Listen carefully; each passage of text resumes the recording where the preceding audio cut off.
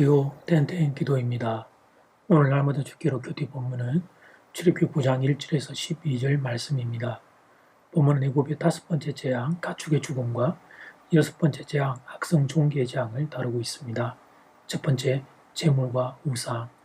하나님께서는 바로와 그 백성에게 내리는 5번째 재앙에서 그들의 가축에 손을 대셨습니다.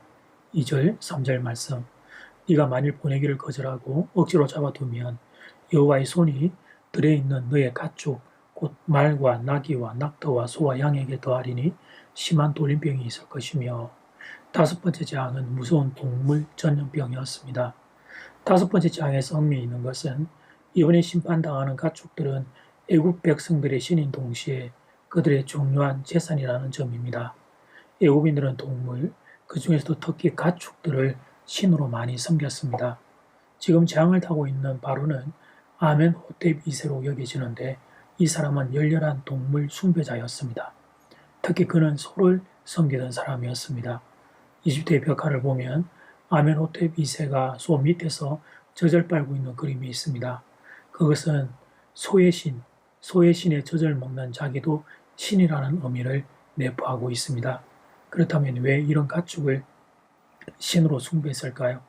그것은 그 시대의 가축이 그만큼 귀한 것이었기 때문입니다. 당시 가축은 현금과도 같은 것이었습니다. 그래서 그들은 가축을 신으로 숭배했던 것입니다. 이스라엘 백성들도 출애굽 후 금송아지를 만들어 놓고 그것이 여호와 하나님이라고 하며 예배를 드린 적이 있습니다. 송아지야말로 유목생활하는 히브리인들에게 가장 귀한 것이었기 때문입니다. 결국 자신들에게 필요한 물질이 신이 되었던 것입니다. 동서고금을 막론하고 이런 경향성은 동일하게 나타납니다. 지금 우리가 돈을 신으로 숭배하는 것과 다를 바가 없습니다. 애굽 백성을 어리석게 여기고 금송아지를 숭배한 이스라엘 백성을 어리석게 여기지만 우리도 다를 바가 없습니다. 우리 또한 그때의 소를 상징하는 물질을 지금 우리의 신으로 섬기고 있기 때문입니다. 여기서 잠깐 균형을 잡습니다. 물질이 필요 없다는 말은 아닙니다. 이 땅을 사는 동안 물질은 필요합니다. 그리고 더 많은 물질을 얻기 위해 공부하고 일하고 노력하는 것은 좋은 일입니다. 돈이 있어야 자녀를 양육하고 가정을 꾸릴 수 있습니다.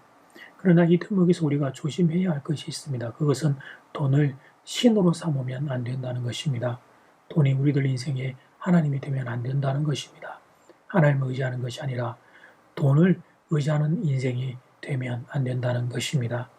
5번째 재앙을 통해 성경이 우리에게 주는 첫 번째 교훈입니다.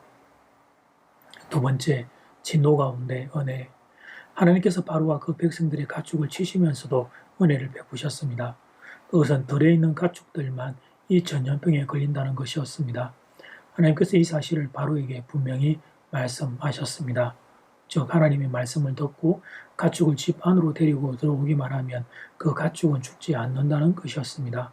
그리고 그 시간까지 알려주셨습니다. 5절 말씀, 여호와께서 기한을 정하여 이르시되 여호와가 내일 이 땅에서 이 일을 행하리라 하시더니, 하나님께서는 애굽인들이라고 해서 무작정 심판만 하신 게 아닙니다. 재앙의 한계를 정하시고 또한 피할 길도 내어주셨습니다. 하루라는 기한을 주신 것은 그동안 얼마든지 가축을 피신시킬 수 있도록 하기 위함입니다. 그러나 애굽인들의 교만은 그들로 하여금 경고의 말씀 앞에 미련하게 버티도록 했습니다. 결국 교만한 자의 가축은 전염병으로 전부 다 죽고 말았습니다. 하나님은 애굽인을 심판하시는 중에도 그들에게 회개할 순종의 기회를 주셨습니다. 그런데 하나님의 말씀을 듣고도 어쩌면 그렇게도 한결같이 미련하게 순종하지 않는지를 모르겠습니다. 어쩌면 다른 사람들은 다 가축들을 들에 방치하고 있는데 자기 혼자만 가축을 집으로 몰고 들어가면 다른 사람들이 비웃을 것이 두려웠는지도 모릅니다. 그래서 다른 사람들과 같이 행동하다가 눈치를 보다가 다 망하고 만 것입니다. 하나님의 말씀을 듣고 유롭게 순종하는 것은 어리석은 일일까요? 노아를 보십시오. 그런 피가 전혀 올 기미가 없는 가운데 무려 120여 년 동안 방주를 준비했습니다. 그것보다 그 시대에 더 어리석어 보이는 일이 또 어디 있었을까요? 그러나 그는 그렇게 함으로써 세상 사람들의 삶이 틀렸음을 증거하였습니다. 하나님은 애굽 사람들에게도 기회를 주셨습니다. 회개하고 돌이킬 기회를 주셨습니다. 그런데 그들은 사람들 눈치를 보느라 자신에게 주어진 기회를 허비하고 말았습니다. 그리고 결국 하나님의 심판을 받게 됩니다. 본문의 사건이나 노아의 사건은 마지막 때를 살아가고 있는 우리가 이 세상을 향하여 하나님의 귀한 그 경고의 말씀이 됩니다. 하나님의 말씀을 통해 교회를 통해 세상에 선언하셨습니다. 예수님이 다시 오실 재림의 날이 있다고, 그리고 그날에는 모든 인생이 심판대 앞에 서게 될 것이라고. 지상의 교회는 세상 사람들에게 하나님을 향하여 돌아오라고 하는 눈에 보이는 사인입니다. 교회를 통해 세상 사람들에게 계속 말하는 겁니다. 영원한 세계를 준비하는 지혜가 인생길 가운데 있어야 함을 말하는 것입니다. 이때 세상 사람들이 돌아선다면 얼마나 좋을까요? 더하여 하나님으로부터 멀리 떠나 있는 성도님들이 계신다면 하나님께로 돌아서는 분들 될 수 있기를 간절히 소원합니다. 이제 첫 번째 기도 시간입니다. 받은 말씀과 개인 기도 제목을 가지고 함께 기도하는 시간입니다. 이 시간 다 함께 마음을 모아 주님 앞으로 나아가겠습니다.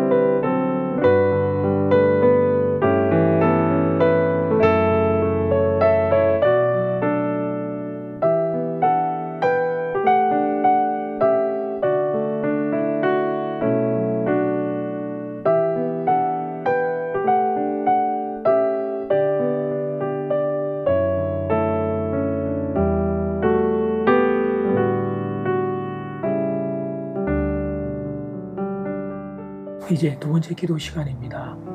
작은 1번 재물과 우사, 가축이 그들의 신이었습니다. 우리도 물질을 신으로 우상으로 삼고 사는 그런 우리의 모습은 없는지 돌아보기를 원합니다. 작은 2번 진노 가운데 하나님은 은혜의 길을 예비하셨습니다. 교만하여 그들은 그것을 무시하여 결국 그들의 가축이 죽음을 당하고 맙니다. 우리 가운데 이런 이들이 없도록 이 시간 다 함께 마음을 모아 기도드리겠습니다.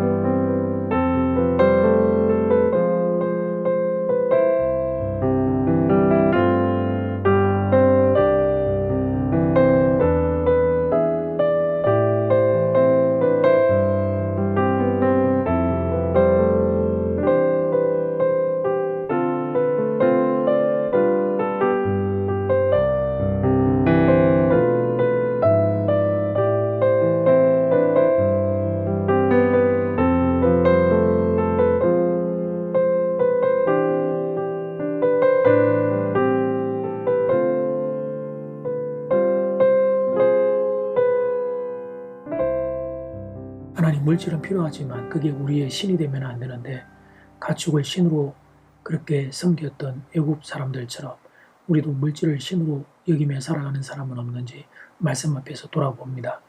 진노하는 가운데도 하나님은 피할 길, 은혜의 길을 예비하셔 준비해 주셨습니다. 그런데 교만하여 하나님의 말씀을 끝까지 거역했던 그들의 어리석음과 교만을 봅니다. 하나님, 사랑하는 우리의 사람들이 하나님께로 돌아올 수 있도록 은혜를 베풀어 주시옵소서. 내일 주일 예배가 하나님께로 돌아오는 시간 되게 하시고 하나님을 예배하는 모든 성도가 하나님의 은혜 입는 시간 되게 우리와 함께하여 주시옵소서. 예수님 이름으로 기도드립니다. 아멘. 이제는 각자 개인적으로 기도하시면 되겠습니다. 평안한 밤 되십시오.